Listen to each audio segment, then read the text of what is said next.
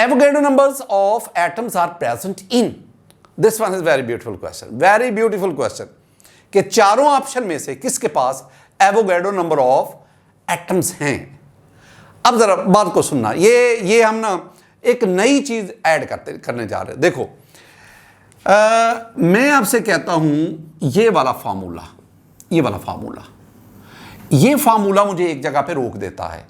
अगर आपके पास कोई मोलेकुलर कंपाउंड है ना, से आपके पास CH4 है, ये मोलेकुलर कंपाउंड है, आपके पास एक और मोलेकुलर कंपाउंड है दैट इज अमोनिया NH3, आपके पास एक और मोलेकुलर कंपाउंड है जो मैं स्टेटमेंट की बात कर रहा हूं दैट इज हीलियम, और एक और है and that is oxygen.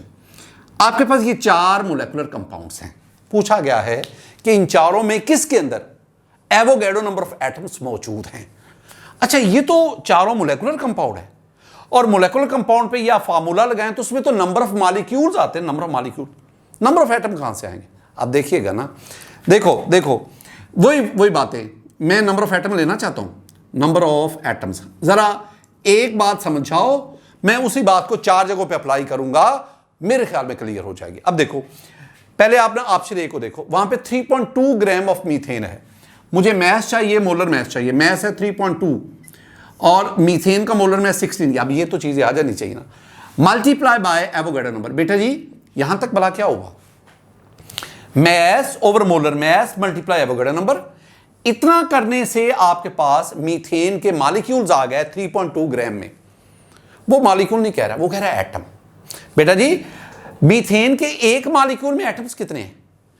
4 hydrogen के, 1 कार्बन का, तो टोटल कितने हैं? 5।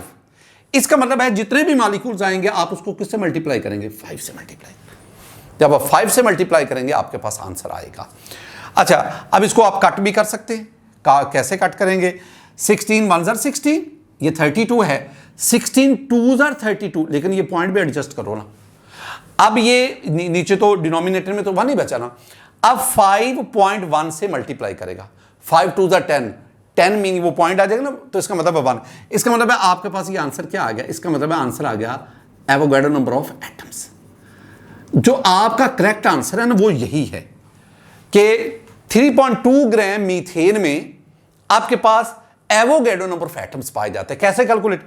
अब यही बात अगर आपको समझ आई है ना तो जरा अप्लाई करें। देखो मेरे पास जो अमोनिया दिया गया है वो 17 है।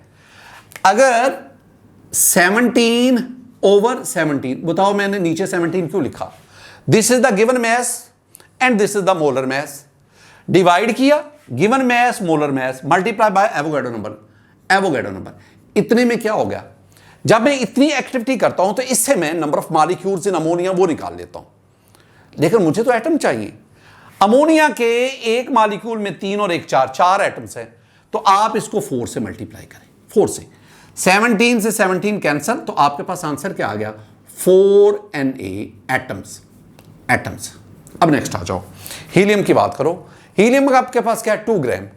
अब ना आप हीलियम को जानते हैं, हीलियम के केस में ये 2 ग्राम हीलियम है, तो मैं हीलियम के केस में लिखता हूं 2/4 है। अच्छा, 4 कहां से आ गया? 4 is the molar mass of helium. अब इसको मल्टीप्लाई किससे किया? एवोगैड्रो नंबर से। और उसको किससे मल्टीप्लाई किया? अच्छा, ये 1 कहां से आ गया भाई हीलियम के वो जो मॉलिक्यूल है वो ही एटम है।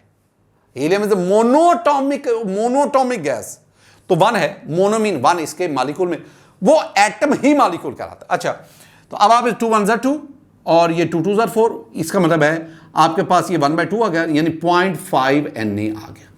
स्टूडेंट, अगर आप ऑक्सीजन की बात करें, ऑक्सीजन में हमें क्या बताया गया? 32 ग्राम ऑक्सीजन है, ये 32 ग्राम ऑफ ऑक्सीजन है।